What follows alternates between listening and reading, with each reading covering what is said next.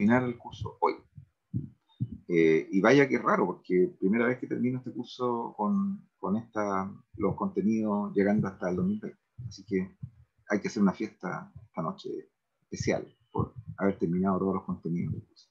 Bien, entonces, para eso vamos a mostrar entonces la diapositiva que vamos a usar, ¿ya? Y vamos a ir resumiendo. Gracias, Simón. Entonces, vamos a ir a los ámbitos que esto les va a servir a ustedes también y se los colgué. Por eso que se los colgué los colgué en materiales docentes, ¿eh? Para que lo ocupen, ¿no? Les va a servir bastante. Entonces, vamos a mostrarlo. Ya estamos grabando. Entonces, vamos acá. Ya, si ustedes ven ahí, estaríamos ok. Entonces, acá vienen, entonces, como ustedes ya ven, las dimensiones que estamos utilizando para que ustedes, esto les va a servir mucho para hacer sus aproximaciones para el foro y también para su ensayo final en el PowerPoint o el Word que ustedes quieran redactar. Entonces, tenemos entonces que cada periodo lo estamos mirando desde dimensiones que son claves para examinar el desempeño en la economía, como por ejemplo la estructura de la producción, el empleo y el consumo. ¿Qué pasó con la economía vista desde ese lado? Digamos? Cómo se componían los distintos sectores de la producción, cómo funcionaban. Básicamente esa pregunta se resume, esos tres aspectos se resumen en la pregunta: ¿en qué medida avanzó un cambio estructural? ¿En qué medida durante el periodo que me voy a dedicar, que voy a opinar en el foro, en qué medida avanzó un cambio estructural o no avanzó, o hasta qué medida lo hizo y por qué no, por qué sí? Bien, y eso se constata a través de la producción, el empleo y el consumo. Bueno, después vienen los indicadores macro, que ya lo hemos estado viendo. La población activa, que es básicamente la población que busca trabajo, que está en condiciones de trabajar y que busca trabajo. Temas como el desempleo, inflación, tipo de cambio, tasa de interés, que son como las variables que inciden de manera más importante en el crecimiento económico. Luego tenemos cambios que tienen que ver con la calidad de la producción, la innovación, la productividad por factores, es decir, productividad por el trabajo, productividad por capital, productividad total de los factores, y competitividad. Competitividad, cuando uno habla de competitividad en economía, siempre está hablando en términos de en relación a otros países, digamos, competitividad externa. Y ahí, la paréntesis, tienen los VAPs, que son los valores agregados brutos. En el fondo es qué tanto valor agregado está incorporando cada sector productivo. Algo de todo eso van a encontrar en su superior, menciones a todo eso. Y por último viene la vinculación. ¿Cómo se vinculaba en cada periodo la economía chilena con la economía internacional, digamos? Y eso se hace a través de menciones que van a encontrar los autores a cómo funcionó la balanza de pago y especialmente dentro de ella a la cuenta corriente y a la cuenta de capital. Bien, luego tenemos en general, arriba veíamos que teníamos algo así como en qué límites temporales ¿no es cierto? Se define, se acota cada periodo, ¿no? Entonces tenemos unos factores, una arquitectura institucional que viene de un periodo anterior, ¿no?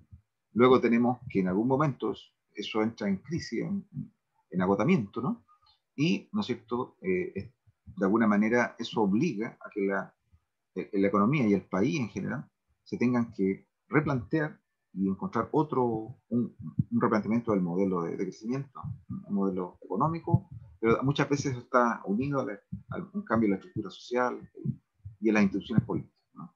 Y también hay un cambio, no siempre, porque es más lento, pero hay un cambio paulatino en el ámbito cultural.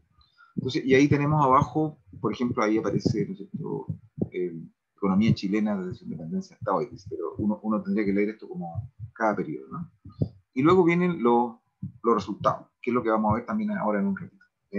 Resultados en términos de cómo se puede medir el grado de éxito o de fracaso de una economía en un periodo. Entonces decíamos que se podía medir en las primeras dimensiones que están a la izquierda, que también está funcionando la economía, pero también se podía medir en términos de a quiénes beneficia y a cuántos beneficia.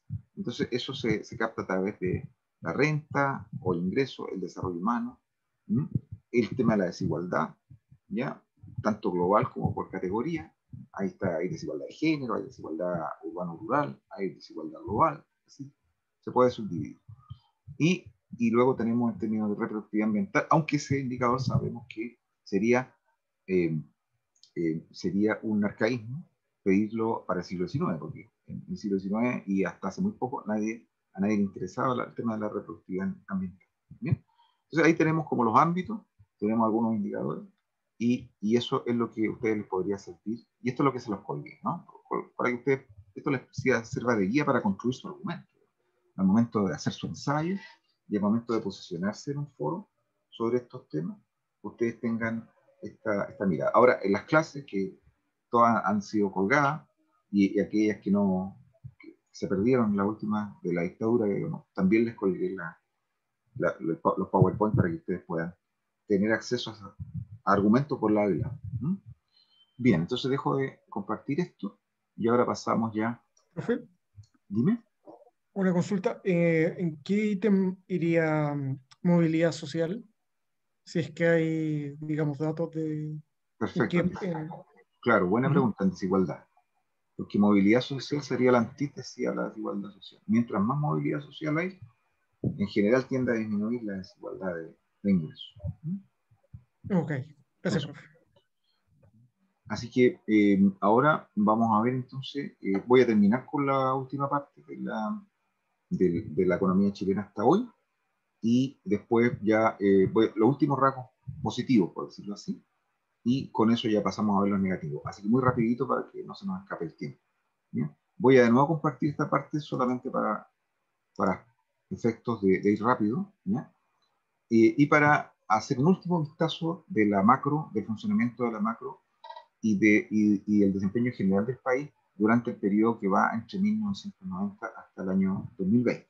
¿Sí? Para eso no voy a diferenciar entre gobiernos, porque en general los gobiernos, sean de la concertación, nueva mayoría o de Piñera 1, Piñera 2, en general no exhiben cambios radicales en materia, diferencias radicales en materia de estos rendimientos.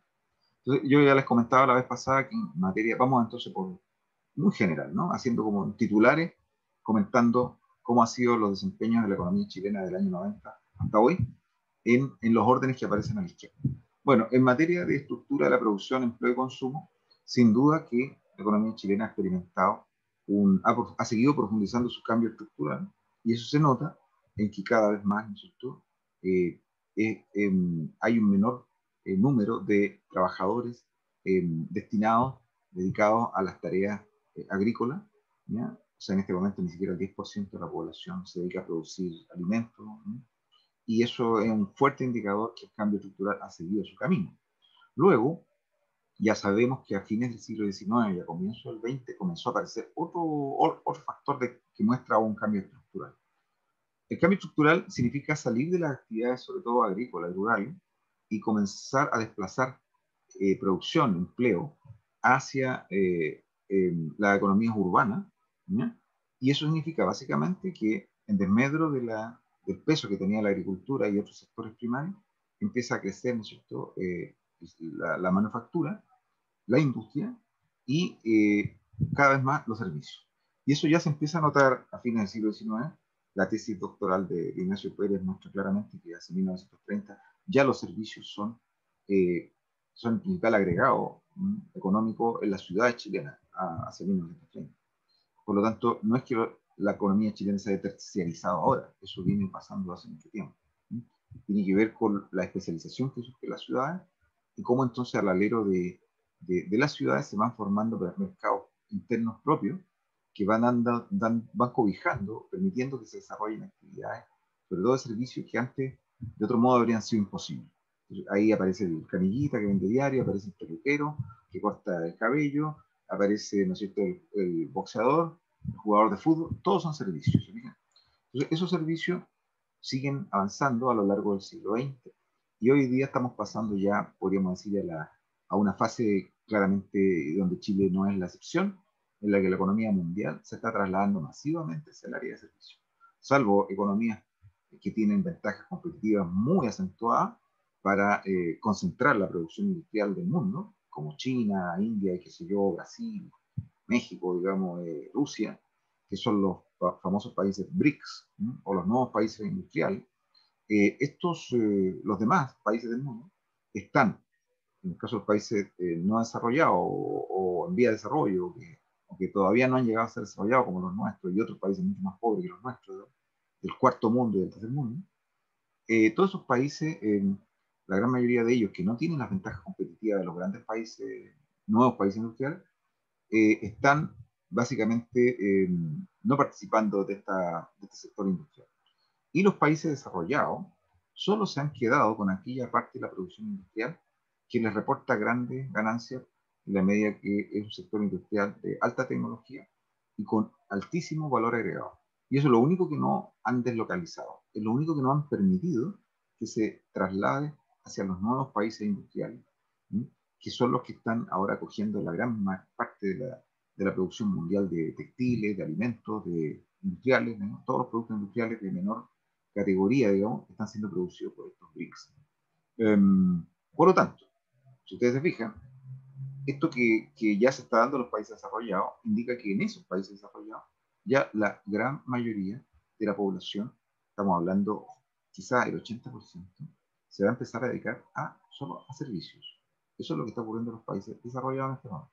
Ahora, dentro de esos servicios hay una gama que nosotros no tenemos de servicios que son de altamente tecnologizados también, ¿ya?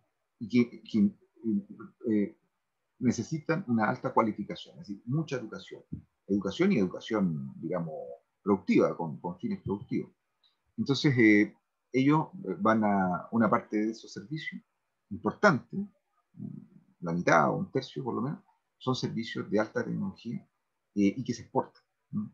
O sea, por ejemplo, la producción de cine son servicios, y eso, las películas se exportan. Los grupos de rock, los videojuegos, todo eso son servicios, básicamente. Entonces, se están exportando porque la gente está preparada para producir esos servicios y nosotros consumimos Netflix y todo eso porque son competitivos, ¿sí? Eso está pasando en todo el mundo y lo que ha pasado en otras ocasiones en la historia económica mundial es que eso se empieza a reproducir después en los países que vienen más atrás. Entonces, lo que va a pasar probablemente es que ya en este siglo XXI, a mediados del siglo XXI, por ahí por 2050, la mayor parte de los PIB de cada país, países como los nuestros, van a estar concentrados en servicios. Eso va a ocurrir sí o sí. O sea, no hay nada que se pueda hacer al respecto. Y esto tiene que ver también con algo que no he mencionado, pero tiene que ver con la emancipación que tienen los seres humanos de la producción manual. Así como nos liberamos de la producción de alimentos, ya no necesitamos tener más que muy poca gente produciendo alimentos con mucha tecnología y máquinas. eh, Tampoco necesitamos mucha gente laborando con las manos. Esa es la verdad. No necesitamos más de un 10% de la población laborando con las manos. Lo demás lo van a hacer los robots, la informatización, la automatización. Así que todo el resto de la humanidad se va a ir a los servicios. Y vayan preparándose. Y en ese sentido, Chile no es una excepción, va en esa dirección, ¿m? Con complejidad y contradicciones distintas según sea capaz. Benjamín, ¿tú querías decir algo?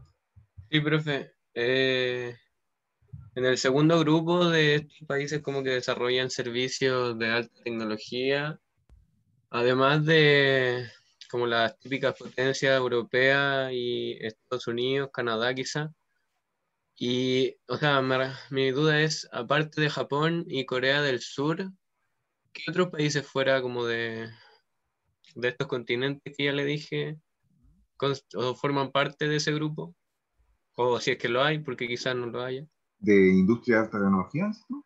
Sí, Bueno, se han sumado muchos, ¿no? Finlandia, Islandia, Irlanda, eh, bueno, todos los países de la cuenca meridional de Europa, que no eran países muy industrializados a mediados del siglo XX, que ahora están todos industrializados, pero están dedicándose a la industria de alta tecnología, básicamente.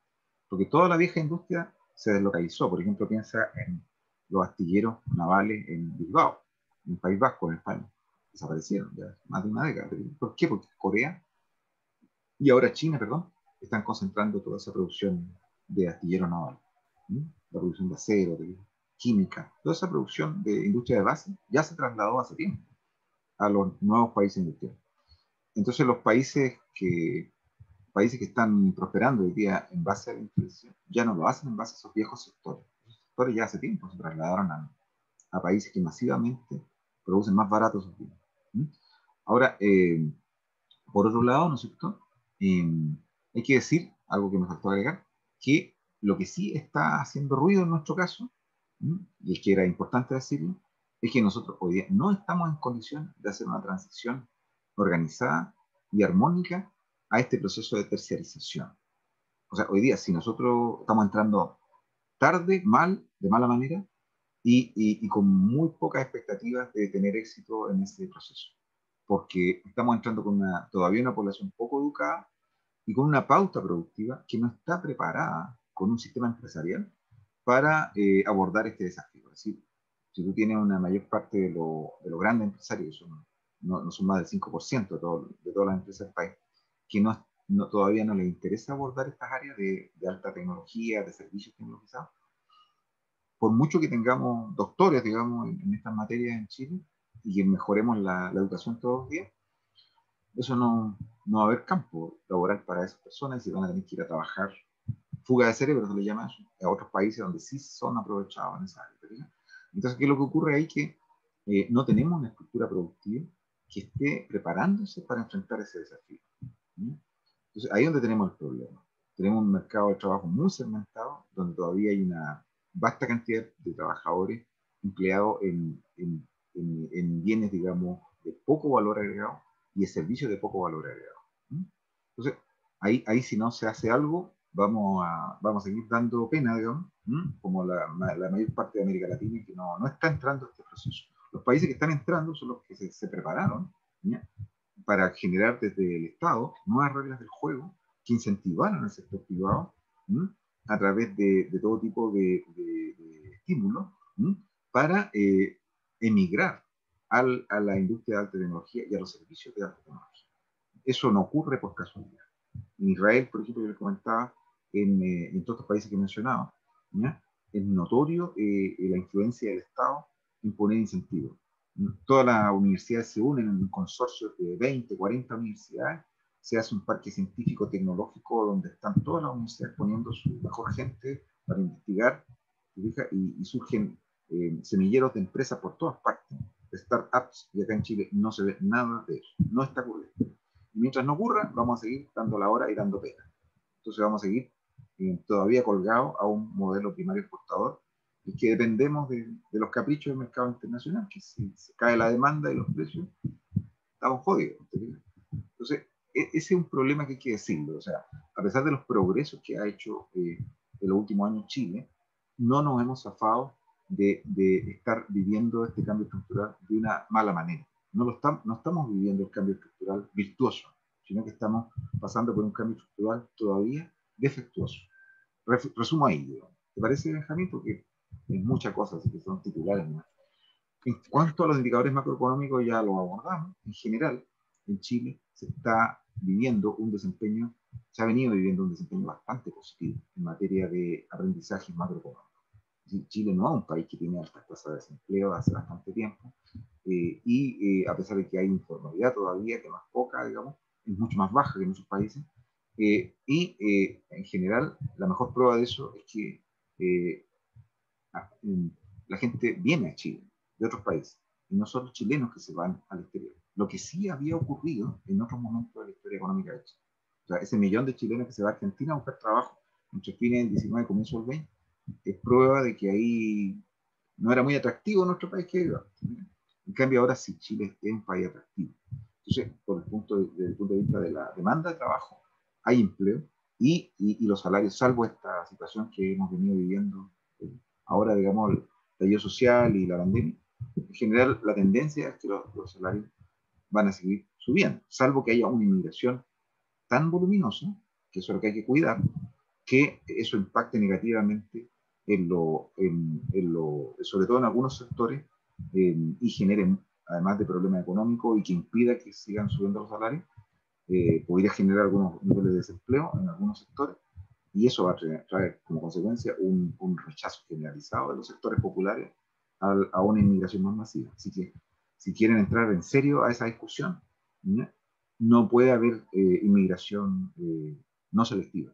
No puede seguir siendo la inmigración que tenemos hasta ahora.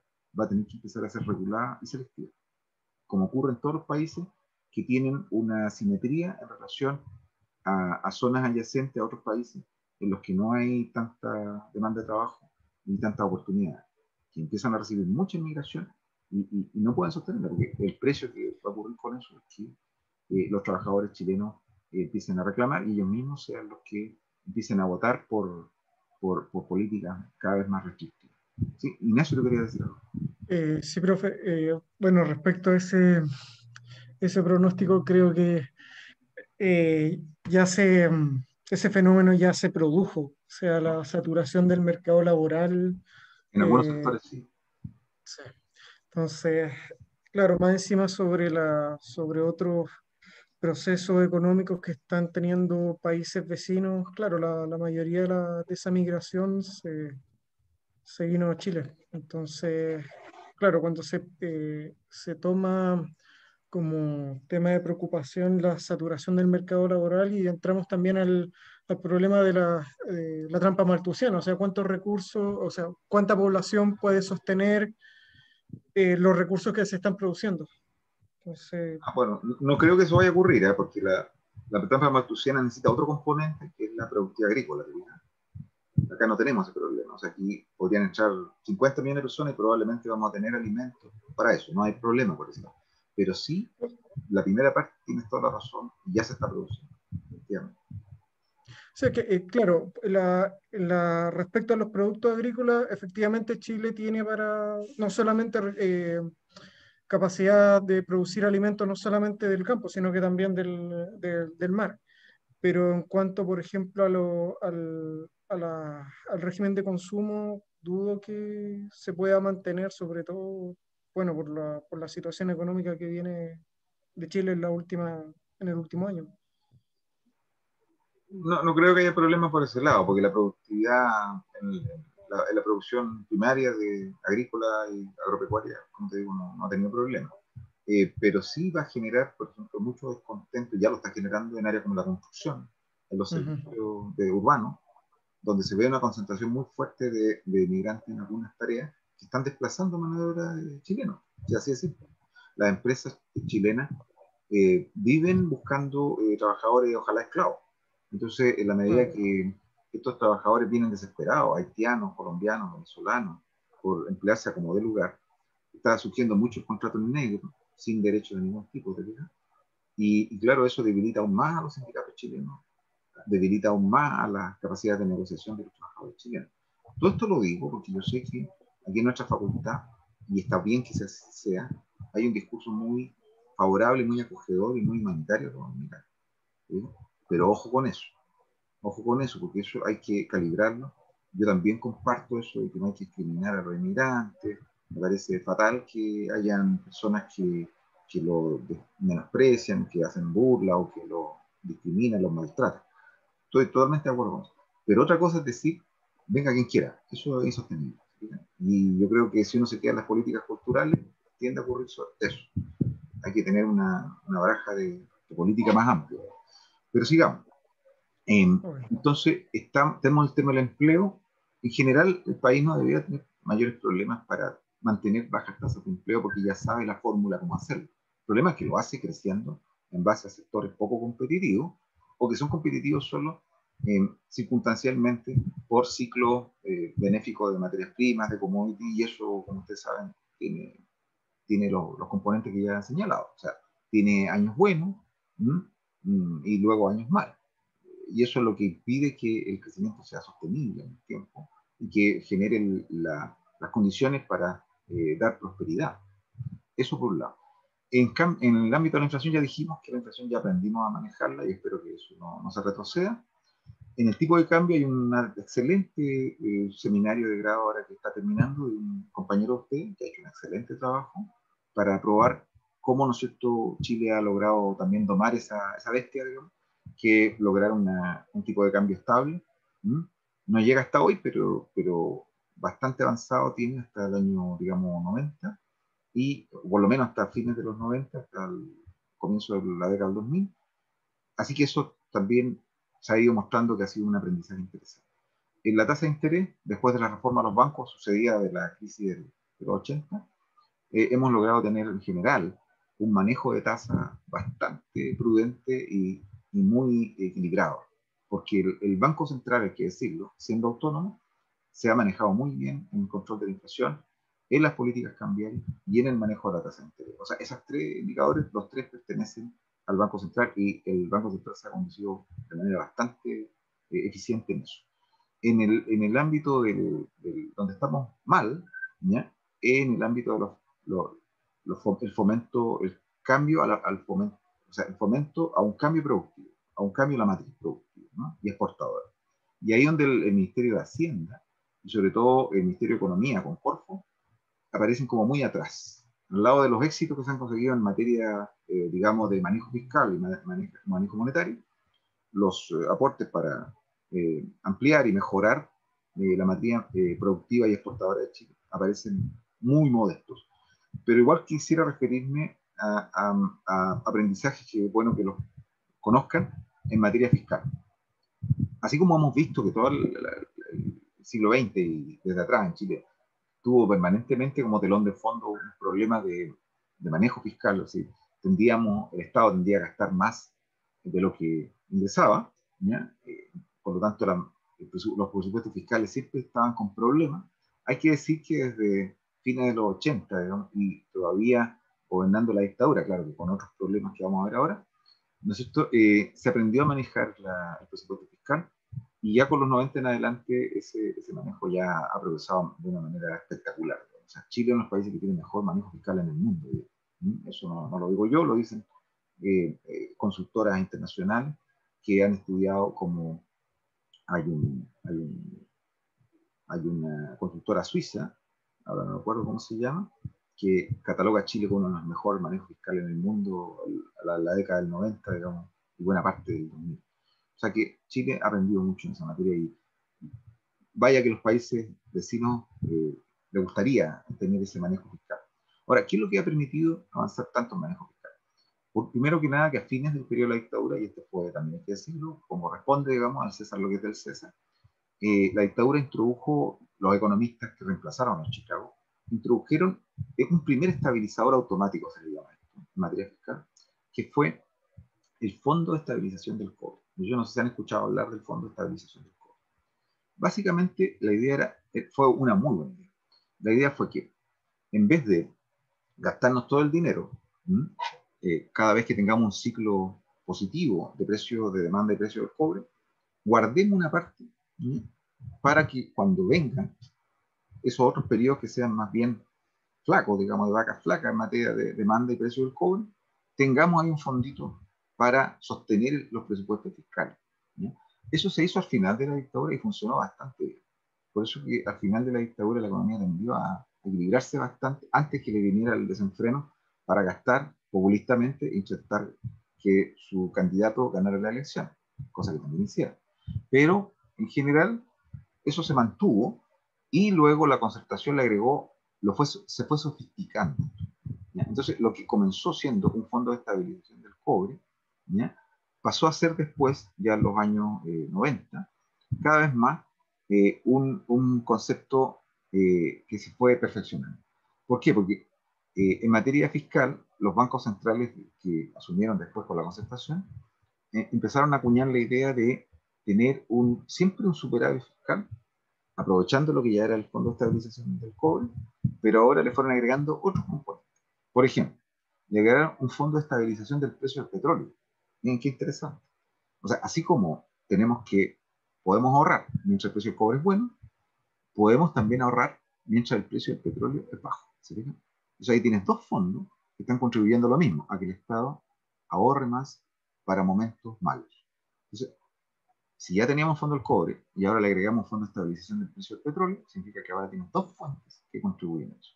Pero yo diría que la mayor innovación, y lejos la más sofisticada, es lo que se llamó después, a partir de la década del 2000, con el ministro Eizaguirre, la regla de superávit fiscal estructural. ¿Qué significa la regla de superávit fiscal estructural? Significa que con independencia de dónde provengan los superávit, ya sea de mayor precio del cobre o menor precio del petróleo, el Estado tiene que procurar un ahorro de al menos un porcentaje del PIB cada año. No importa de dónde lo saque, ya sea del cobre, del petróleo, de donde le haya sobrado plata.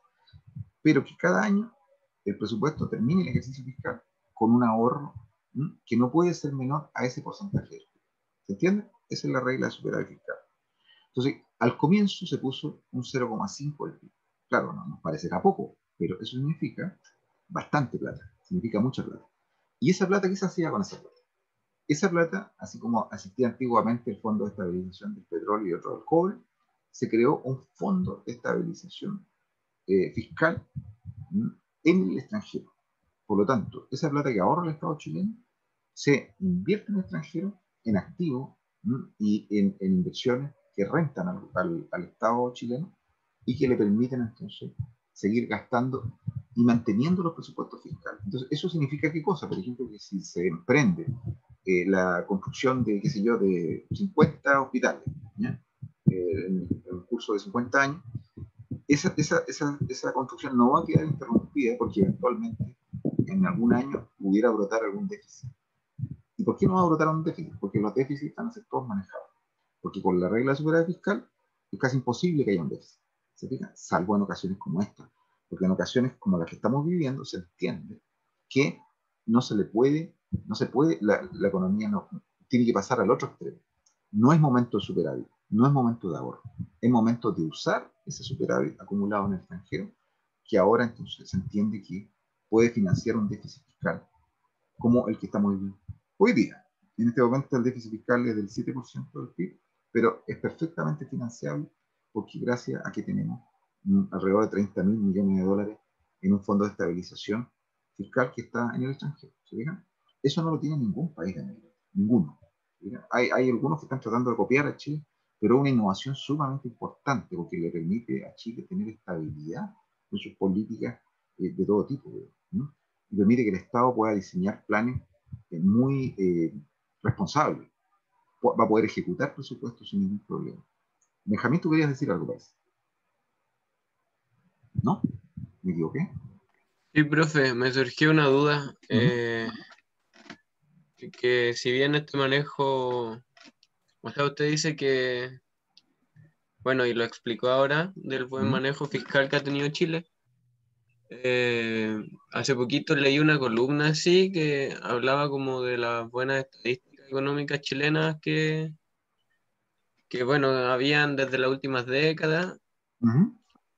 Lo que se podría decir, o sea, en términos muy básicos, porque ya sabe usted que no tengo gran comprensión del tema, como que esta deuda que suelen tener los países, no sé, por el gasto público, en Chile se la pasó o se la traspasó a los ciudadanos.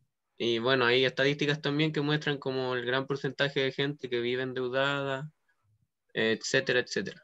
No sé si me entiende. Entiendo, Mi perfecto. duda, mi duda Ya. es, ¿qué tanto es cierto esto o qué tanta correlación hay? Sí, es efectivo. Lo primero, hay dos tipos de deuda pública y deuda privada. ¿Sí? ¿Se entiende? La deuda pública es la que hace, la contrae el Estado, ¿no es cierto? Y la deuda privada es la que contrae las empresas y las personas comunes y corrientes como nosotros. ¿ya? Ahora, cuando un gobierno, cuando un Estado, más bien, gracias a políticas intertemporales que son virtuosas, logra tener este desempeño fiscal, puede convertirse en un deudor con crédito para ojos de todo el mundo. Es decir, si tú tienes, por ejemplo, lo que te decía, ¿no? O sea, superávit en general, y todo el mundo sabe que tú te das el lujo de tener déficit financiado en momentos que necesitas expandir el gasto, todo el mundo dice, ah, yo quiero prestarle dinero a ese país, porque ese país me lo va a devolver sin ningún problema. Son buenos pagadores. Entonces, ¿qué es lo Algo que así ocurre? como los bancos con los individuos, ¿cierto? Exactamente. Entonces, ¿qué es lo que pasa? Cuando un país tiene tan buen comportamiento fiscal, todos los organismos, todos los bancos privados internacionales y los organismos multilaterales le ofrecen plata. Es como cuando tú estás bien y te llegan ofertas de los bancos a la casa cada rato para endeudar. Y ahora uno no tiene por qué aceptarlo. Si tú estás bien, lo mejor es no aceptar ninguna de esas cosas. ¿Está bien? Pero eso significa que te da el expediente de que en momentos como este que estamos viviendo, aparte de gastar lo que tienes gastado, no tienes para qué gastártelo todo, pero puedes gastar una buena parte, ¿verdad? Que es lo que debería estar haciendo este gobierno hoy día, que es financiar el gasto de las familias, que no lo hacen, porque son tacaños y porque son neoliberales, ¿verdad? Pero tienen la plata para hacerlo. Entonces, ¿qué es lo que ocurre? Aparte de eso, que tú podías gastarte ese fondo, una buena parte de ese fondo de estabilización, que Chile ha ahorrado durante más de 2 décadas, ¿ya? Además de eso, los bancos te están ofreciendo dinero a un bajo interés porque saben que tú tienes espaldas financieras anchas para pagar.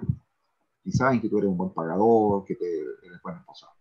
Entonces Chile hoy día puede emitir bonos de deuda al Estado. El Estado chileno también emite bonos de deuda. Le llama deuda soberana. Entonces el Estado vende esos bonos chilenos en todo el mundo. Cualquiera los puede comprar.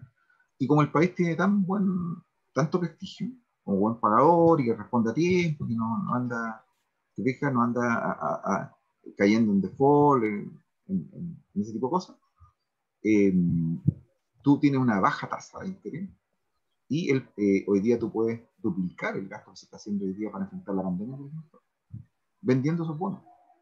Porque el país sabe, el Estado sabe que va a poder después devolver el dinero del bono sin ningún problema. Entonces, hoy día el Estado chileno, aparte de que tiene una gran cantidad de fondos de estabilización afuera, también tiene una espalda muy ancha en la que puede endeudarse responsable. ¿Te fijas? Ya, eso por un lado. ¿Por qué lo digo? Porque si te vas solamente al otro lado de la cordillera, te vas a encontrar con un panorama que pero está en las antípodas, es todo lo contrario. Por un lado, el Estado argentino, más allá de quién gobierna, a mí no me interesa la coalición que está viviendo el poder o si eran estos o los otros. Desde hace ya 50, 60 años que Argentina es incapaz de construir un desempeño fiscal de este tipo. O sea, tiene déficit, pero estructurales permanentes, toda su historia hace 60 años. Entonces, ¿qué es lo que ocurre? En esas condiciones, tú llegas a pedir limosna al crédito, digamos, internacional y te imponen las condiciones que ellos se les antojan. Las peores, altas tasas, te tratan como forro y después te cortan el crédito. Entonces, ¿qué es lo que ocurre hoy día con Argentina? Que Argentina está en una situación de extrema delicadeza. ¿Sí? No tienen plata para pagar lo que corresponde pagar el servicio de la deuda con el Fondo Monetario. No tienen de dónde pagar. ¿Se fijan? Entonces, y además siguen gastando como loco internamente, acumulando más déficit fiscal. Entonces, bueno, es como la otra cara del espejo. O sea, es lo que, justamente todo lo contrario de lo que hay que hacer, es lo que está haciendo Argentina hoy día. ¿Fijas? Entonces, es una cosa realmente muy terrible. Y por el lado de la otra deuda que tú planteabas, vámonos ahora a la deuda privada. La deuda privada de Chile, como vimos la otra vez, ¿se acuerdan en la clase de la dictadura? El error que incurrió la dictadura de Pinochet fue incentivar el endeudamiento privado. Ahí el endeudamiento no fue a manos del Estado, fue por endeudamiento privado. La mayor parte de la deuda externa chilena en los años 80, a fines de los 70 y comienzos de los 80, se acumuló porque el Estado, el gobierno de Pinochet, incentivó el endeudamiento de los bancos, de las empresas y de los particulares. Entonces, no es bueno que haya un endeudamiento excesivo de privado. Ahí, esa fue el detonante para la crisis, y por eso que a la crisis le llaman crisis de la deuda. ¿Te acuerdas? Porque esa deuda fue excesiva y no debió haberse producido. Bueno, ¿qué es lo que ha ocurrido con el endeudamiento privado en los últimos años? ¿Qué otro elemento que voy a ver ahora a continuación? Y recuérdamelo para que no se me olvide, Benjamín. Una de las, una de las dimensiones puras que tiene el crecimiento chileno en los últimos 20 años, ¿no? O 30 años, de los años 90 hasta acá, es que justamente, sobre todo a partir de la década del 2000, la capacidad de consumo de las familias se ha ampliado mucho en base al endeudamiento de nuevo privado de las familias. Y voy a explicar por qué se produce eso. Y eso justamente, y tú tienes razón en eso, y los artículos que has leído tienen razón en denunciar eso, como un elemento muy peligroso que justamente está detrás está vinculado a la desigualdad, está vinculado al estancamiento, a la caída de los salarios, está vinculado al tema de una constitución legítima que hemos heredado, está unido a todos esos temas, pero recuérdame porque lo tengo que ver ahora.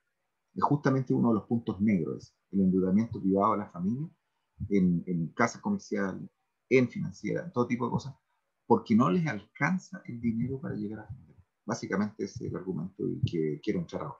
¿Te parece, Benjamín? Sí, profe. Entonces vamos a entrar a esos aspectos ahora. Y por último, para terminar esta tabla de acá, es decir que ya hemos hablado varias veces que la innovación avanzó bastante y la productividad también hasta la década del 2000.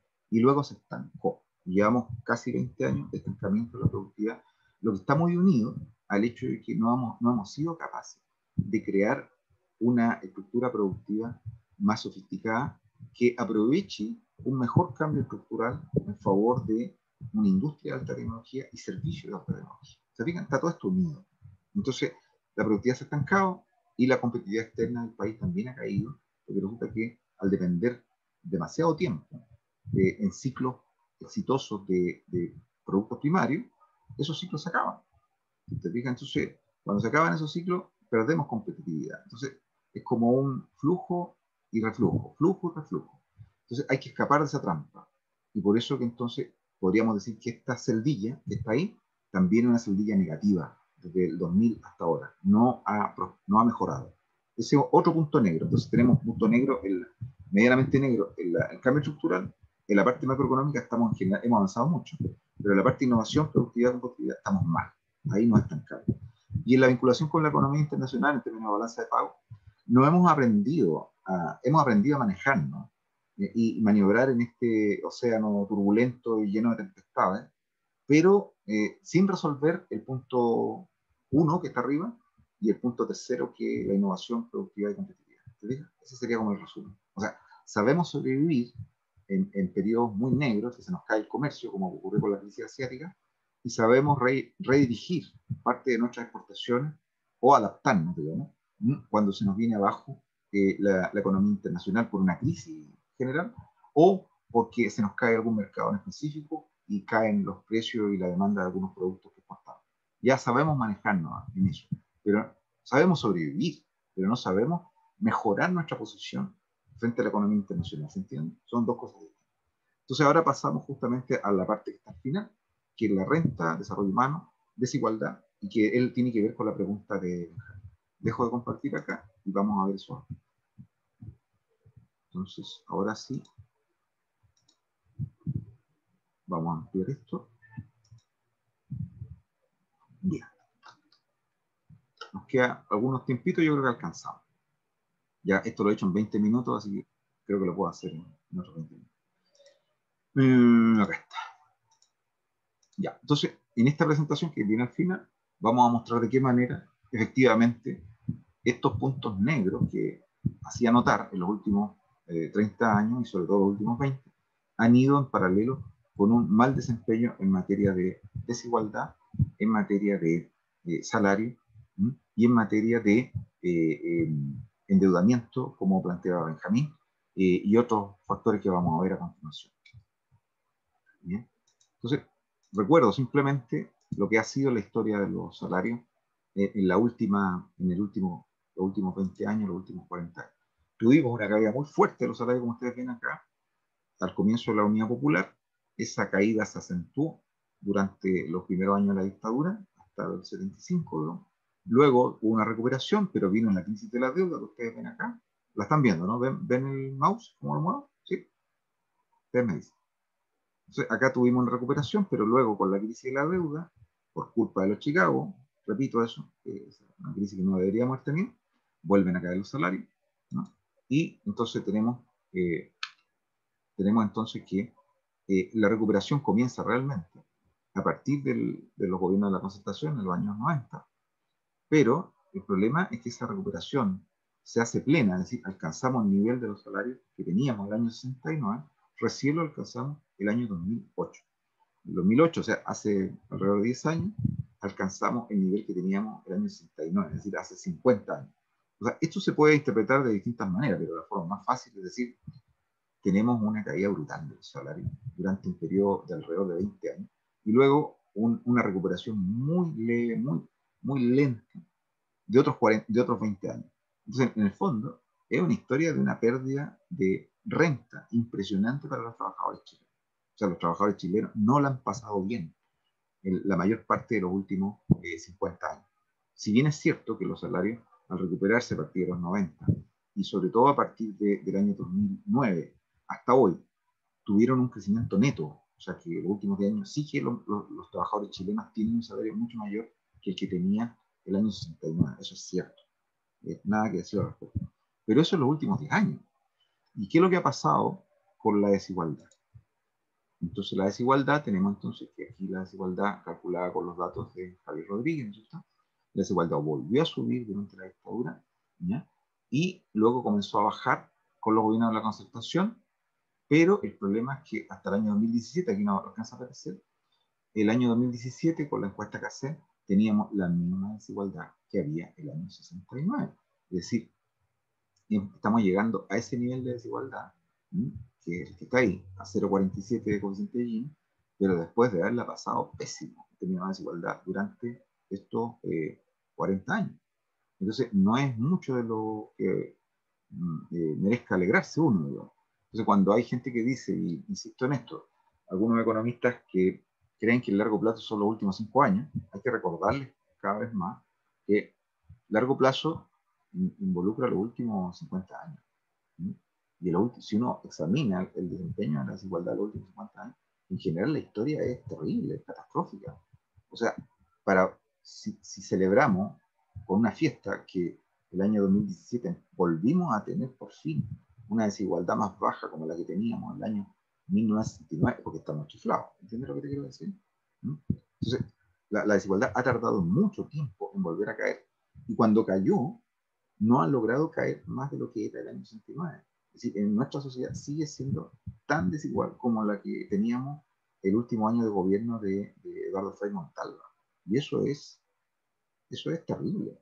Es decir, todos estos 50 años no han servido para nada en materia de reducir la desigualdad desde 1969. ¿Se entiende lo que quiero decir? Es catastrófico, es terrorífico, o sea, no hay otra forma de decirlo. Entonces, por eso que cuando yo digo que hay que tener una mirada compleja de esto, tenemos que ver los aprendizajes en materia macro, en materia comercial, en materia de lo que ustedes quieran, fiscal, monetaria. Ya, bien, se hicieron aprendizaje, pero ¿cuáles han sido los resultados en términos de bienestar para la mayoría del país? Fatales, fatales, porque recién en el año 2009 recuperamos el salario de 1969 y recién en el 2017 recuperamos una desigualdad menos indecente, ¿no?, que es la que teníamos en el año 69. Entonces, eso es realmente un castigo a los trabajadores. Piensen ustedes que si uno calcula las generaciones que vivieron en malas condiciones por esto, son muchas familias.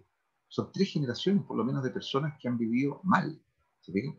Entonces, por eso que uno entiende, y yo lo entiendo perfectamente, el enojo, el malestar social gigantesco que se ha acumulado. Sabíamos que iba a estallar en algún momento, no sabíamos cuándo, pero era obvio que esta caldera se iba a destapar. No se podía mantener. Porque ahora tenemos que explicar cómo es que se produjo. Y esto es lo que de alguna manera la gente huele, ¿no? O olfatea. Vamos a ir. Tenemos que el coeficiente de Gini en el año 69, como ustedes ven acá arriba, en la primera línea, era de 0,47. Miren el 2017. Y miren lo que era el año 85, es decir, cuando echan finalmente a la tropa de Malacatoso de los Chicago y les dicen, no estamos dispuestos a seguir bajando los salarios, a Pinochet dice, no podemos, o sea, ahí sí que hay una revolución dentro del país. El Gini era de 0,62, o sea, era de 20 décimas sobre, o sea, una de las desigualdades más horribles que ha vivido la historia de Chile. Es como la desigualdad que se vivía a comienzos del siglo XX, en tiempos de la matanza de Santa María. Esa es la desigualdad que se vivía en Chile en el año 85. ¿Se fijan? Entonces, claro, hemos ido mejorando, pero a ver, en términos netos, ¿qué hemos mejorado? No hemos mejorado nada en términos netos. No ha habido una sola mejora en términos netos respecto a la mejor desempeño en desigualdad que tuvimos en el año 69. Entonces, esto es catastrófico. Luego, miren lo que ha crecido el PIB per cápita. El PIB per cápita se triplicó entre el año 69 y hoy. Entonces tenemos un PIB per cápita que, medido en dólares constantes, datos del Banco Mundial, están ahí abajo, no son míos, son del Banco Mundial, en dólares constantes, ¿no? La economía chilena se triplicó. Y para ser preciso, se multiplicó por 3,3, 50 años. O sea, hoy día la economía chilena tiene el triple, más del triple del tamaño y de la riqueza que tenía el año 69. Bueno, ¿y por qué eso entonces no se reflejó en una caída de la desigualdad? Aquí está la respuesta. Porque resulta que los salarios, ¿no es cierto?, que nosotros con Nora logramos cuantificar en 8 pesos diarios para el año 69, miren hasta dónde cayeron en el año 73, 1,9. Luego, antes de la crisis de la deuda, antes que los Chicago la embarraran, digamos, bueno, cuando la estaban embarrando en rigor, ese 5,3 es un valor espurio, es decir, un valor artificial que ellos habían logrado subir, bajando la inflación y abriendo el mercado nacional a bienes importados masivos muy baratos. Pero claro, ese despilfarro y ese endeudamiento significó que después cayó a 4,1 el salario. O sea que hasta el año 85, y eso explica entonces por qué sube tanto la desigualdad. Entonces, el año 85, la peor de la desigualdad, y una de las mayores caídas de los salarios. O sea, los salarios del año 85 eran la mitad que los salarios del año 69. Y luego tuvimos que esperar hasta el 2008, como les decía, para que el salario llegara a ser el mismo, que era el año 1969. Y a partir de ahí tenemos crecimiento del 2009 en adelante. Claro, pero o sea, eso significa que los trabajadores chilenos de estos 50 años solamente se han beneficiado de los últimos 10. Esa es la realidad. ¿Sí? Los otros 40 perdieron. ¿Sí? Y ahora, ¿cómo se ve esto en una relación entre trabajo y capital? Una visión de economía política. Estas son las cifras que a los economistas más proclives a este modelo de crecimiento sin cuestionamiento les encanta ocultar. ¿Ya? Hay una metodología que se llama de distribución funcional de la renta. Algunos la llaman factorial, hay un pequeño cambio, que significa en ver cómo se distribuye la renta o el ingreso entre los factores productivos. Cuando es factorial, cuando es de factor se le llama factorial. Y cuando es entre distintos componentes se le llama funcional. Entonces, lo que yo he hecho acá es tomar estudios que han hecho otros economistas, básicamente al arco del año 2017, que calculó la distribución funcional de la renta en todos los países de América Latina durante un periodo bastante prolongado. Miren lo que encontró. Entonces, la distribución funcional de la renta, básicamente lo que toma, la que construye al arco, toma qué porcentaje de toda esa renta o riqueza, no es lo mismo exactamente, pero para efectos de lo que estamos haciendo, qué porcentaje de todos los ingresos que producía el país se quedaban en los trabajadores y qué porcentaje se quedaban en los empresarios. Esto tiene un nombre. En el caso de lo que se queda en manos de los trabajadores, se llama masa asalariada, ¿no es cierto? Y es lo que queda, es lo que logran retener los trabajadores. Y en el caso, ¿no es cierto?, de los empresarios, tiene otro nombre más estrambótico, que no lo tengo acá, ¿ya? Creo que se llama composición orgánica del capital, no recuerdo bien, no lo voy a, por ahí lo voy a tener. Pero en el fondo, Profesor, dime. disculpe, ¿y los funcionarios del Estado, etcétera, forman parte de los trabajadores? Exactamente. Porque lo que hace esta metodología es sumar todas las remuneraciones de todos los trabajadores, sean del sector público o del sector privado. ¿Se entiende? Ay, ay. Y por Sí. otro lado, toma todos los ingresos que recibieron los empresarios por distintas vías a través del sistema de cuentas nacionales, que viendo cuándo y también cruzándolo con los datos de los impuestos que pagaron. Entonces, a partir de los impuestos que pagaron, que sabemos que son una proporción de sus ingresos, ¿ya? Y a pesar que ellos eluden y ocultan una parte de sus ingresos, pero a partir de las cuentas nacionales, cruzándose con las cuentas nacionales, ¿sí? ¿Cuánta, por ejemplo, producción hubo en la agricultura? Entonces tú dices, esto se quedó en manos de los trabajadores de la agricultura. Ya. Entonces el resto tiene que ser quedado en los empresarios. ¿Se entiende? Entonces, por esa vía de deducción y cruzándolo con los impuestos que ellos pagan, que son una proporción de sus ingresos, podemos calcular cuánto se quedó en manos de los empresarios de cada rubro. Y si tú sumas a todos los empresarios de todos los rubros, tienes claro cuánto de todo el ingreso nacional que se produjo en un año, ¿no? Cuánto se quedó en manos de todo tipo de trabajadores y de todo tipo de empresarios. ¿Se entiende? Ahora, hay que decir acá que esto no suma 100 por una cosa bien fundamental. Porque hay un sector que no es ni del todo ni trabajador, ni es del todo empresario. Y este sector se llama, dependiendo de la literatura, se llama autónomos, trabajadores autónomos, o se llama trabajadores, por decirlo así, perdón, se llama trabajadores autónomos o también se les llama cuentapropistas, ¿no? Es decir, que trabajan por cuenta propia. Entonces, y aquí hay una categoría que no son empresarios propiamente tal, pero por ejemplo son profesionales liberales. Por ejemplo. Un tipo que trabaja haciendo clases en una universidad, por ejemplo, con un contrato honorario, es un cuentapropista. ¿Te fijas? Por ejemplo, un arquitecto o un pequeño empresario que no está registrado como empresario. ¿Me entiendes? Entonces, esos están ahí al medio. Entonces, por eso que al sumar ese 52,2 que viene en el año 72, más el 30, no da 100, da 82, 83, ¿te fijas? Entonces, el resto son esos que no hay dónde colocarlo. ¿Se entiende? Esos cuentapropistas o autónomos son el resto que falta para llegar al 100%. Entonces, lo que hace esta metodología es sumar a todos quienes sí que se ha verificado que son trabajadores y aquellos que sí que se ha verificado que son empresarios. Los que no se ha logrado verificar si son trabajadores o empresarios quedan ahí al medio de ese limbo, que son los autónomos o cuentapropistas. ¿Se entiende? ¿Se entendió, muchachos? Ya. Entonces, miren lo que ocurre en el año 72 con los datos de Alar. En el año 72, en Chile, él tiene datos para toda América Latina, pero vamos a tomar acá, vamos a hacer solo los Chile. Miren cómo se repartían los ingresos que producía el país entre trabajadores y empresarios. El año 72, que es un año en que, a pesar de la inflación, porque la inflación estaba, acuérdense que la inflación estaba castigando los salarios, pero a pesar de la inflación, o sea que este dato tiene que haber sido mayor el año 70 y 71, a favor de los trabajadores. Pero a pesar de eso, los trabajadores se quedaban con el 52,2% de todo el ingreso nacional. ¿Se entiende? Mientras que los empresarios se lograban quedar con el 30,9%. Ahora, ¿esto es normal o no es normal? ¿Qué creen ustedes? A ver, escucho opiniones.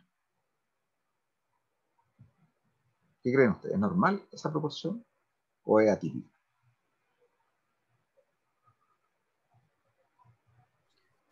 Nadie Yo dice. creo que es muy poco para los empresarios, ¿no? Pues bien, uno Pero tendería a estamos en decir el eso. 72, entonces es como normal igual. Uno tendería a decir eso. Pero la estadística internacional de países normales, de todo tipo, por ejemplo, los países de la OCDE, que hoy día tienen el mismo ingreso que Chile, manifiesta que lo normal es que los trabajadores se queden alrededor del 60% del ingreso nacional y los empresarios se quedan con un 30%. Y el otro 10% que anda dando vueltas es el que se llama los autónomos contra. ¿Sí? ¿Se entiende, Benjamín? Entonces, dicho de este modo, los trabajadores chilenos habían logrado bajar la desigualdad, ahí tienen la fecha arriba, justamente porque los trabajadores lograban llevarse un mayor porcentaje del ingreso nacional, que es lo que más o menos corresponde a un país normal, ¿ya? Con distintos regímenes políticos. Los países que digo que se quedan con un 60% de los ingresos totales, no son países socialistas, son países actuales, capitalistas, pero donde los mecanismos redistributivos del Estado funcionan y donde los trabajadores tienen más derechos laborales. ¿Ya? Entonces, como Chile venía de una desigualdad tremenda, que la Unidad Popular quería reducir, lograron reducirla en parte, pero claro, vino la inflación, pero así todo, los trabajadores chilenos, llegados de punto, se acercaban a lo que era el ideal de un 60%. Miren lo que ocurre el año 88. ¿Ven el año 88? Miren lo que cae, el ingreso que se logran llegar los trabajadores. Cae a 30,9, cae más de 20 puntos. Eso es lo que ocurrió.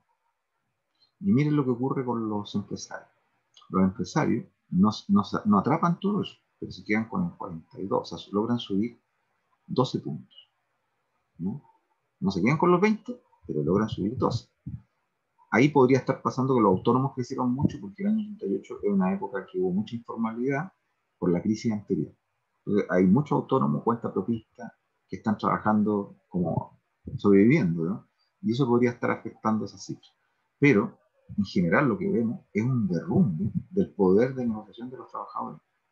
Un derrumbe. Ahora, ¿qué es lo que produce eso? Bueno, una matanza de todo, bueno, buena parte de los líderes sindicales, desaparición de los derechos laborales, persecución a todos los sindicatos, encarcelamientos masivos, torturas y exilio.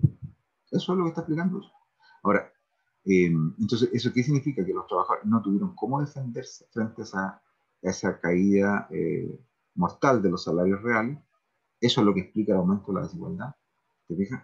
Y luego a los empresarios se les trató con una delicadeza que no tiene nada que ver con la dureza con la que se maltrató a los trabajadores, ¿te fijas? Entonces, qué es lo que vemos ahí? Los empresarios, a los empresarios se les libra de una serie de derechos laborales que existían y ahora ya no tienen que cumplir. Por ejemplo, la negociación colectiva desaparece durante un buen tiempo. Los trabajadores no pueden negociar su salario, su contrato, nada, durante un buen tiempo. Luego, la caída de los salarios, que ya la dijimos. Luego, a los empresarios se les libera de la obligación de contribuir a las pensiones. En Chile, lo que cotizaba la gente de su salario era el 10%, pero en total se sumaba, eso lograba subir al 20%, porque el otro 10% lo contribuían los empresarios y el Estado. Entonces, los empresarios y el Estado ponían otro 10%, ¿ya?, de aporte a las pensiones, y el otro 10% lo ponían los trabajadores. ¿Qué es lo que hicieron la dictadura militar? Eliminó la obligación de que los empresarios y el Estado contribuyeran a las pensiones. Entonces los empresarios también los liberaron de eso. Entonces, mientras, como no tenías que pagar esa parte que te correspondía para pensiones de los trabajadores, se concentró el ingreso de los empresarios. Ahora, eso ayudó a una acumulación de capital típica de un capitalismo así desenfrenado. Claro que sí. Eso es lo que explica el boom de las inversiones en Chile y también del enriquecimiento y la creación de nuevos grupos económicos. Eso es lo que lo explica. Entonces, claro, ¿qué es lo que ocurre después? Vamos a ver la última cifra. Tenemos entonces la última medición que tira al arco, porque no hay más, ¿no? Yo he buscado, pero lamentablemente no hay más disponible. La última medición que toma para América Latina Germán Alarco es del año 2014. Miren lo que ha pasado. Aquí el 2014, ¿quién está gobernando? Está saliendo Piñera 1 y está entrando Bachelet 2. Ese es el 2014. Y miren cómo han cambiado las cifras. Los trabajadores, después de los esfuerzos del gobierno de la Concertación, solo han logrado recuperar la mitad de lo que perdieron en los años 80. Entonces subieron de 30 a 39. ¿Y qué ha pasado con los empresarios? Como ahora la economía se organizó, bajó el empleo informal y las categorías de autónomos y de cuenta propista, los empresarios lograron, de alguna manera, esa gente se inscribió ahora como empresario, pequeño empresario, lo que quieras, pero como empresario. Entonces ahora ya no son cuenta propistas y autónomos, se suman a la empresa y ahora, entre todos ellos, llegan al 50, más o menos al 50% del ingreso nacional. ¿Qué es lo que ocurre con esa distribución funcional del ingreso? Eso es un polvorín social y político. Si esto los gobiernos lo hubieran visto con la seriedad que requerían, habrían sabido que se venía un 18 de octubre con Tuti, en cualquier momento. Esto es lo que se venía. Ahora, vamos a ver algunos datos que sirven para complementar este enfoque. Ya, entonces, se ha mantenido la relación inversa entre salario y desigualdad, eso ya lo vimos. Pero yo diría, y subrayo la última parte de la primera conclusión, el principal factor nuevo que entró al juego fue el asimétrico acceso a recursos de poder entre agentes estratégicos, es decir, el acceso a recursos de poder que perdieron los trabajadores es lo que explica.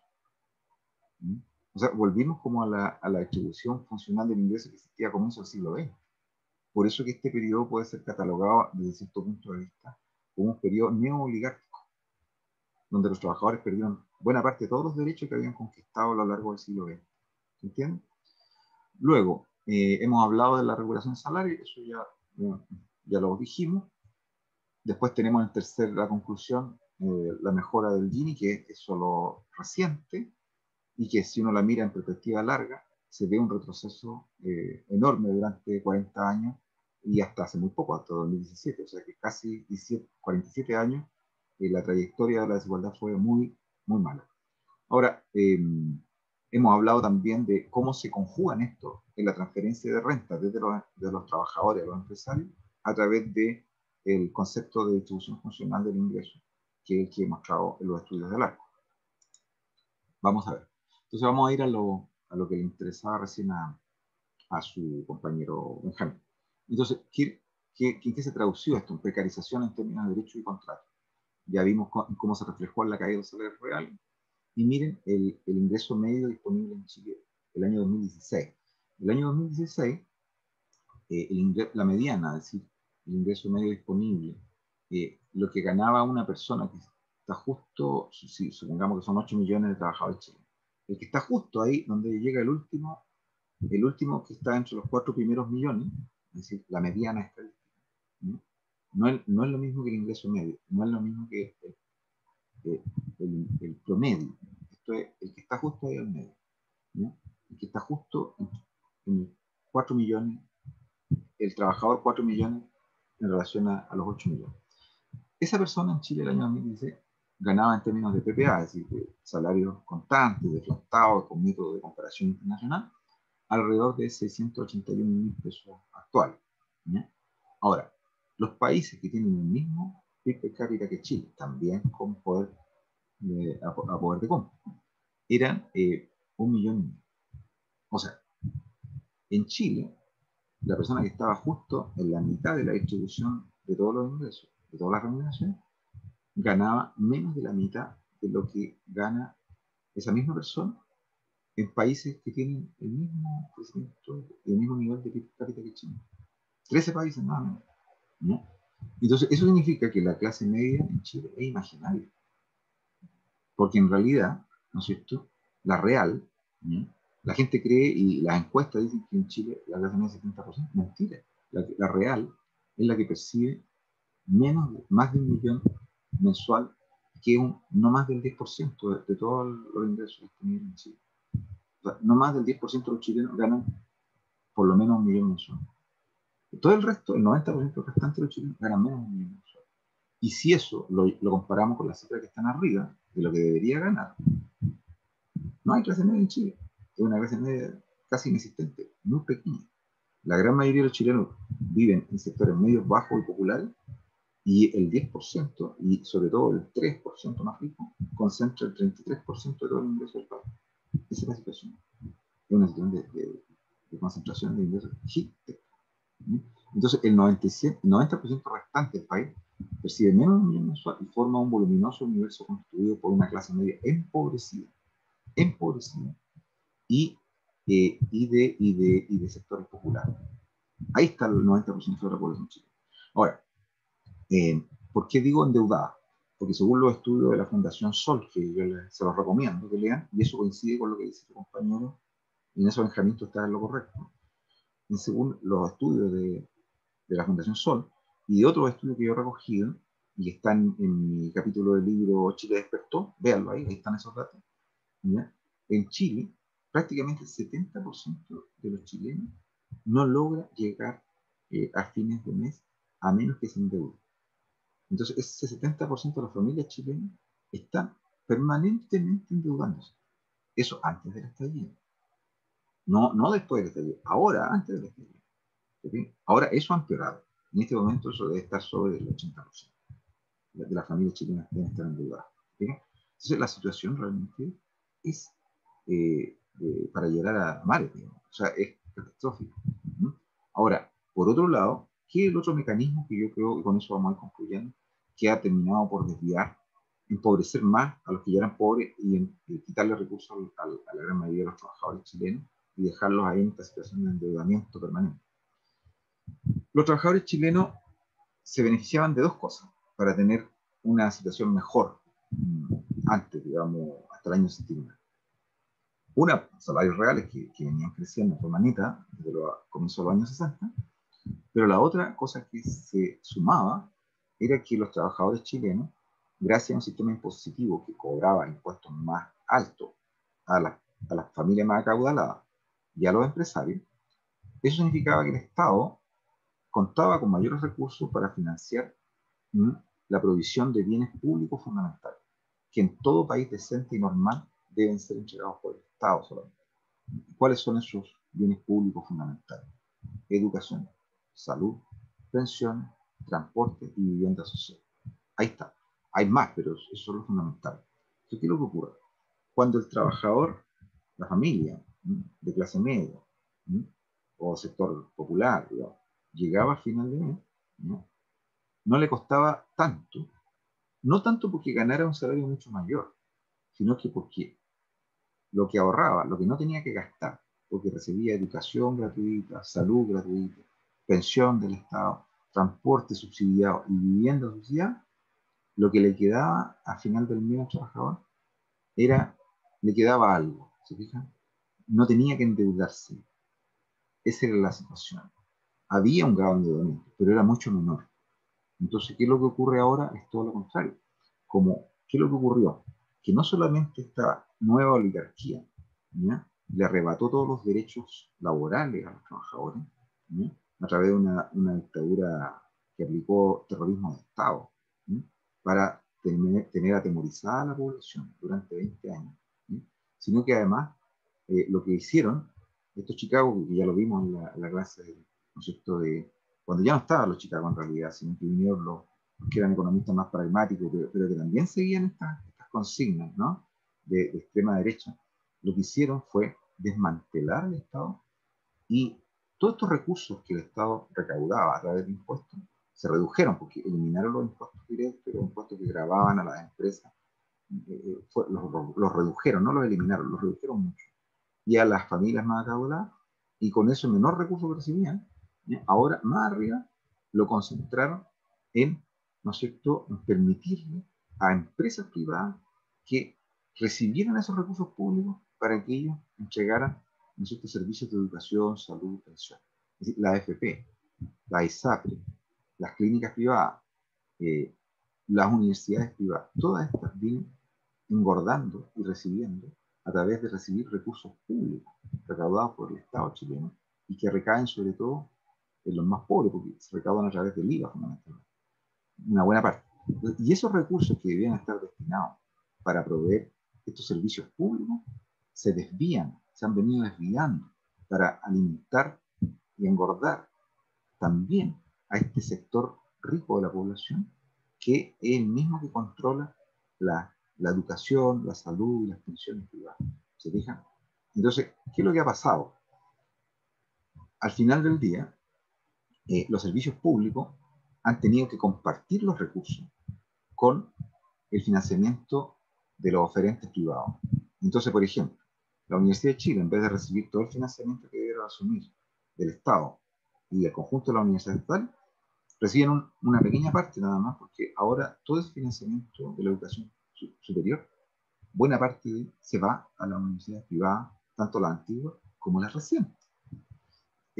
La educación, la salud pública, que debería recibir la mayor parte del financiamiento público, se queda ahora con una pequeña parte, porque ahora la buena parte de esos servicios, de esos recursos son destinados a la salud privada.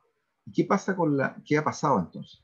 Como la educación pública, la salud pública, ¿ya?, se han ido quedando cada vez con menos recursos y tienen que atender al grueso de la población, eso indudablemente que ha traído, por un lado, una caída en las coberturas y también en la calidad. Entonces, la calidad ha ido bajando. ¿Se fijan? Por eso, eso es lo que explica que la caída de la calidad de la educación y la salud pública sea tan grande en todos estos años, estas décadas. En cambio, ¿qué es lo que pasa? Una parte de los recursos públicos se los embolsan las clínicas, ¿sí?, y estas empresas de educación superior, que son las empresas privadas, las universidades privadas, ¿ya?, y con eso tienen un beneficio empresarial.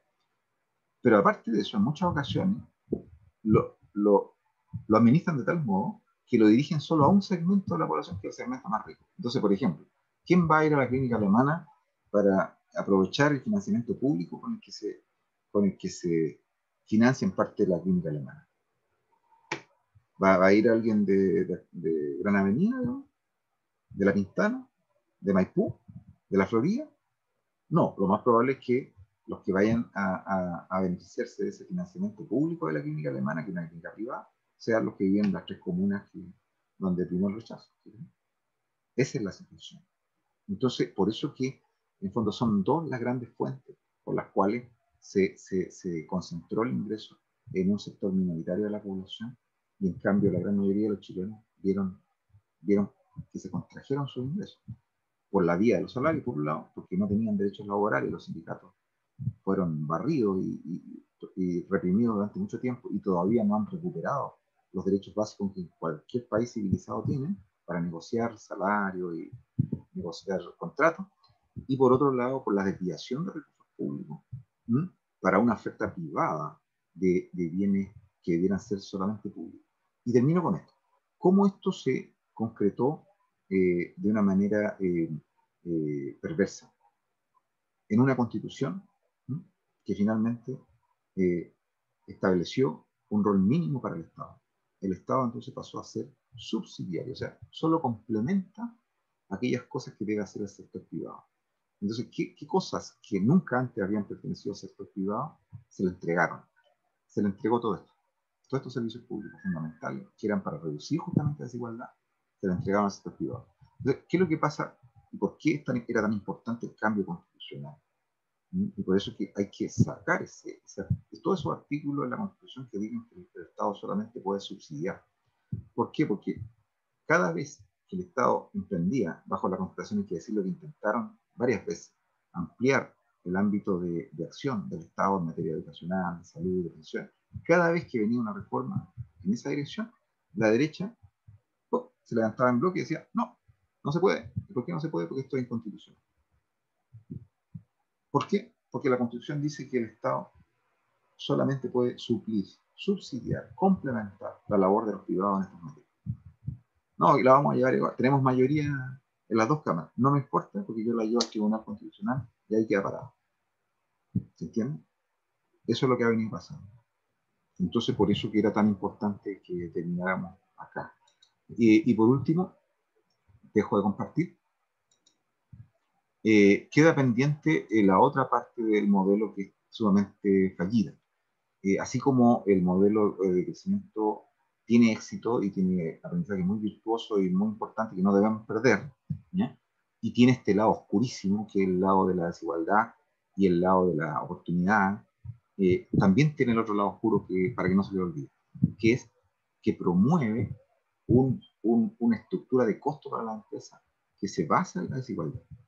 Es decir, cuando la desigualdad ya es algo que es muy difícil de erradicar y que parece que beneficia a mucha gente, a los que concentran la riqueza, esa misma desigualdad se traduce en precios relativos de los factores al momento de usar factores productivos en las empresas.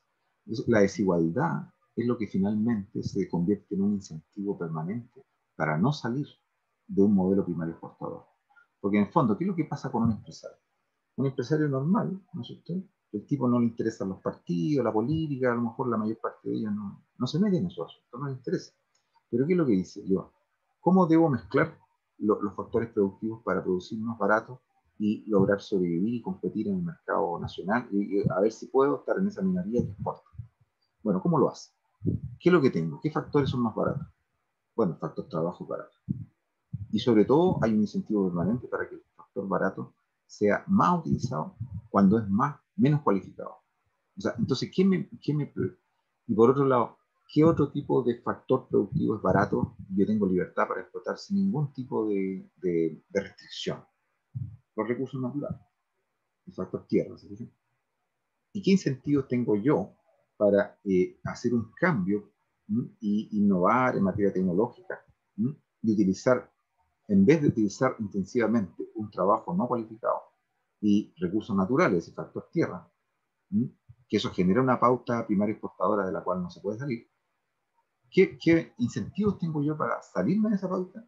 Y en vez de invertir en eso, invertir mucho en capital, es decir, en transformación productiva, en bienes de capital, en modernización, tecnología, innovación, competitividad. ¿Qué incentivos? Ninguno.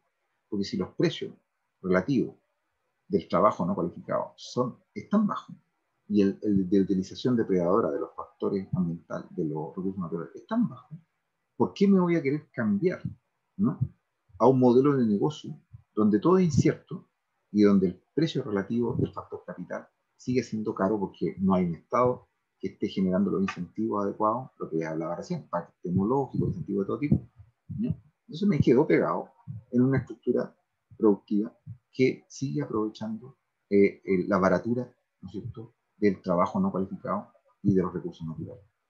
Entonces, no hay cómo salir. Es decir, la desigualdad en algún punto se toca con el extractivismo. El extractivismo no es otra cosa que desigualdad llevado al ámbito de la oferta. ¿Se entiende? Entonces, y esto es un tema crucial. Entonces, no hay forma para salir de esta trampa, que es la trampa del ingreso medio, de la cual no vamos a poder salir. No hay otra forma de salir que no sea destrabando los nudos que impiden, ¿no es cierto?, que los precios de los factores, los precios relativos a los factores, sean los que deben ser, o sea, liberarlos. Y si se liberan los precios de los factores productivos, dándole más los derechos normales a los sindicatos, dándole a los trabajadores la protección mínima que en todo país decente se le da a las familias, ¿no es cierto?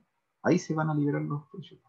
Entonces, ahí a los empresarios les va a convenir empezar a invertir y con los alicientes que el Estado debe poner para que se trasladen, ¿no es cierto?, a las nuevas tecnologías, a exportar bienes con mayor valor agregado y servicios con mayor valor agregado. Ahí va a cambiar. ¿Sí? Pero en este momento la desigualdad impulsa una estructura productiva de tipo extractivista. Y el extractivismo consolida la desigualdad. Entonces son parte de un círculo vicioso del cual no se puede salir, a menos que, no se, que se cambien las instituciones y las reglas del juego. ¿Y qué son las reglas del juego? Los contratos sociales, políticos y económicos. ¿Bien? Así que con esto terminamos este curso. Espero que les haya servido. Espero que, perdonen que me haya extendido hoy día, pero con eso yo creo que ya podemos estar tranquilos y ahora ustedes también tienen elementos para trabajar por su cuenta. Yo puedo estar equivocado en algunas cosas que he dicho, por supuesto. Siempre uno tiene que estar abierto a las más opiniones, a otras visiones, pero no creo estar muy equivocado, porque si sumamos estudios, investigaciones del PNUD, del Banco Mundial, de economistas serios en Chile, todos están apuntando a esto que he dicho. Y si ustedes se van al libro que recomendé en Historia Económica Mundial, que también sirve para la Historia Económica de Chile, que es el libro de Nicolás Izaguirre está diciendo lo mismo. Todos están diciendo lo mismo. Los únicos que no quieren ver esto es una derecha que se acostumbró mucho al poder y a la concentración de la riqueza, y que no quieren soltar eso. ¿Mm? Pero ahora, bueno, ahora eso yo creo que debemos tener esperanza, pero también mucha responsabilidad, que lo que viene hay que hacerlo bien, para que no metamos la pata como otras veces la hemos metido en generaciones anteriores y al final tenemos peor. Entonces, esa es mi alocución por hoy. Les doy la palabra, chiquillos, para que vayamos cerrando.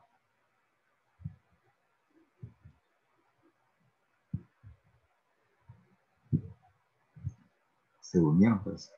¿Hay alguien por ahí todavía? Profesor, Dime, Simón.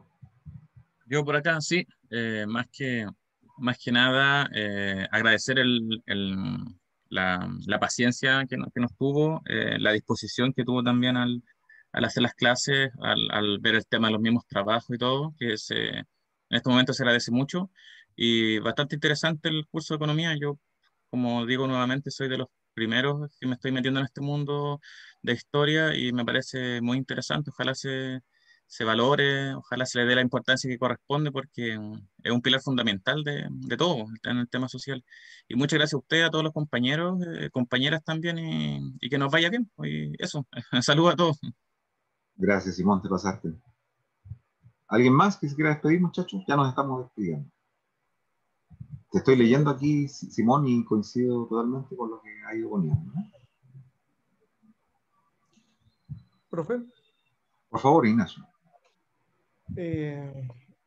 No, pasa que, bueno, como apunté a defender el modelo en los últimos 20 años, fue también por un ejercicio de revisarme la cabeza, revisar convicciones, un desafío intelectual. Entonces, ahora que lo escucho, claro, me he metido harto en los debates de lado y lado, como los argumentos y contraargumentos.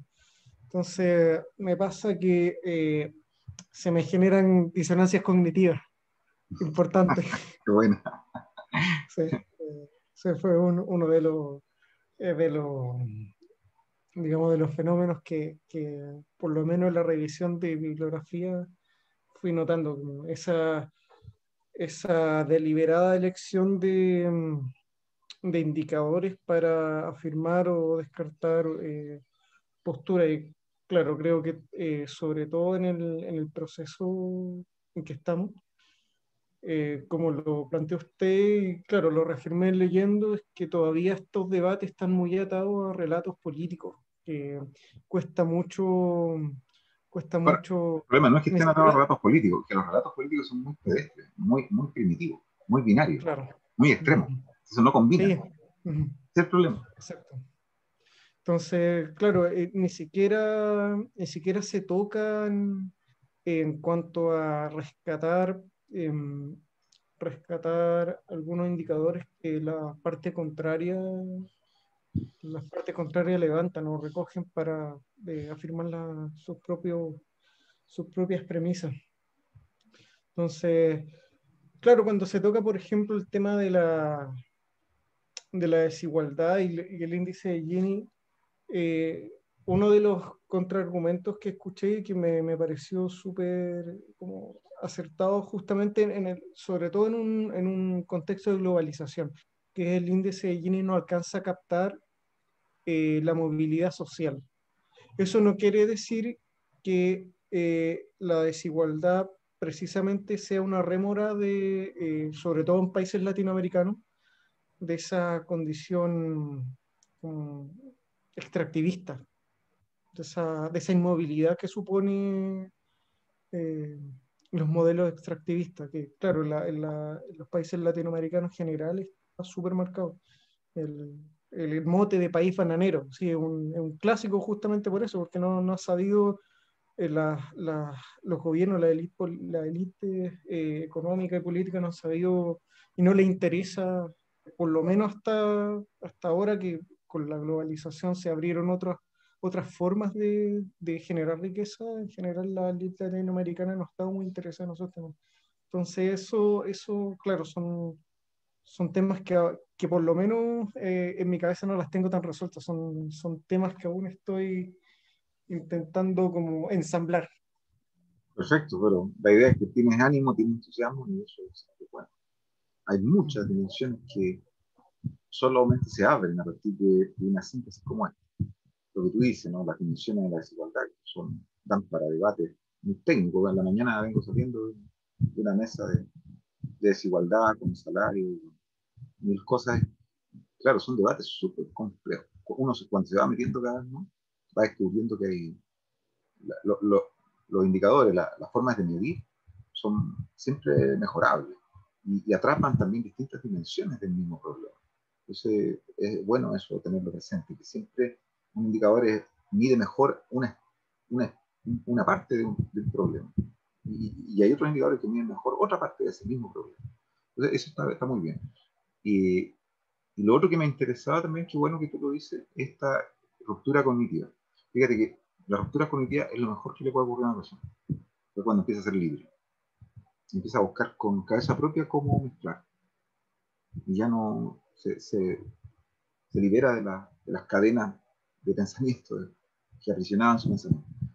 Y por ese lado, una de las cosas que también yo lo incito a ver si les entusiasma eso, que cuando se enfrenten a sus periodos en los foros, yo voy a ir mucho por el lado que también planteaba por ahí, no sé si fue Benjamín o Juan Carlos, de siempre hacer este viaje entre desempeños económicos y estabilidad política o el juego con el ciclo político. ¿Qué es lo que quiero decir? Lo voy a plantear de esta manera, a ver si se entiende. Todos sabemos que cada vez que se insiste en una propuesta social, que por muy bien intencionada que sea, no está apoyada en un basamento económico firme, esa propuesta política va a fracasar. Yo espero que sea uno de los aprendizajes que usted ha logrado desarrollar a lo largo del curso. Pero por otro lado, nosotros también sabemos que cuando ustedes tienen un periodo importante de la vida de un país, digamos, en la que la economía empieza a rendir fruto y se produce un crecimiento importante, como ustedes lo vieron, hay triplicación del Producto Interno Bruto, ¿no? Y eso por motivos que pueden ser muy difíciles, que no voy a acabo de señalar acá. Ese crecimiento no se logra traducir en prosperidad real, en bienestar percibido por la gran mayoría de la población. Eso se puede terminar transformando en un polvorín y un estallido político y social, como es lo que estamos viendo hoy. Entonces, ahí hay un juego de equilibrio súper interesante entre cuán ambiciosas pueden ser mis reformas en la medida que tengo una base económica que me la está financiando. Y por otro lado, ¿por qué no puedo plantearme sino estas reformas? Porque de lo contrario va a volver a haber otro estallido social. ¿Me entiende lo que quiero decir? ¿Se entiende? Sí, profe. Sí. Es súper complejo. Claro. Ahora, esto en el Instituto Internacional de Gobernabilidad en Barcelona lo estudiamos en unos escenarios que eran súper, además, detallados, porque decíamos, a ver, si nosotros fuéramos gobierno, y esto una vez se lo sugerimos al gobierno de Bolivia, ¿ya? ¿Cómo evitamos que el país estalle después de estar, a ver, 60 muertos y las carreteras paralizadas, qué sé yo, el país en paro, ¿verdad? Eso ocurrió en el 2003. Entonces, ¿cómo el país sale de eso? Y con el nuevo gobierno, el gobierno se da cuenta de que esto tiene que ir resolviendo temas en paralelo, darle gobernabilidad al país, alcanzar acuerdos, por otro lado, ir generando bases materiales y por otro lado ir financiando políticas públicas, sobre todo sociales. Todas esas cosas hay que hacerlas en paralelo. Si falta una de esas cosas, si falta estabilidad política, si faltan políticas sociales adecuadas que permitan que la gente empiece a sentirse un poco mejor, si falta crecimiento económico que financie eso, todo se va al carajo, todo. O sea, si falta, de alguna manera, Claudio Belli utilizaba el argumento de la mesa de cuatro patas. A ti te puede faltar una pata, una de las cuatro, pero no te pueden faltar dos. Entonces necesitas acuerdos políticos básicos que permitan anclar las nuevas políticas económicas, que a su vez son las que van a permitir financiar las políticas sociales, que van a traer paz social, equilibrio, más bienestar, menos desigualdad, etc. Tienes que tener las tres cosas combinadas. Si te falta una pata más, no va a funcionar. Entonces, nosotros lo que hacíamos a través del PNV, recomendándole a los gobiernos, ¿no? Era que intercalaran las reformas. Entonces, a ver, asume el MAS con Evo Morales y conversando con los economistas de ellos, o sea, por favor, que no se le escape la parte fiscal y monetaria al comenzar su gobierno, que no se le escape, por favor, fíjense en eso. Ya, una vez que hagan las nacionalizaciones que quieran hacer, que no ahuyenten la inversión, sean equilibrados, sean moderados. ¿Okay? Y luego, que con esas plata que recolectaban de forma tributaria, nacionalización de los recursos del gas, qué sé yo, con esa plata, manteniendo el orden fiscal y monetario, comienzan a financiar todo el tema social que vienen décadas esperando la mayoría de la población. Más alcantarillado, más agua, más escuelas, más todo eso. Y una vez que eso, mientras está funcionando todo eso, vayan tejiendo acuerdos que sean más democráticos, o sea, que no se acabronen con el poder, como movimiento socialismo, como el partido de Evo Morales, no se acabronen demasiado tiempo. Mira, fíjate lo que hicieron súper bien lo primero, política fiscal y monetaria, pero más equilibrada y más heterodoxa, más sensata no puede haber. O sea, el actual gobernante de Bolivia es el que llevó a cabo todas esas políticas fiscales y monetarias, súper responsable, súper equilibrado, compadre, un cielo, de lujo. Después, cuando hicieron las nacionalizaciones, también no espantaron a toda la inversión, hicieron nacionalizaciones bastante sensatas, aprendieron de todos los errores cometidos por todos los países latinoamericanos. ¡Bum! Bien. Y luego empezaron la tercera pata. ¿Saben ustedes que Bolivia es el país que más ha progresado en los últimos 20 años en materia de indicadores de desarrollo humano?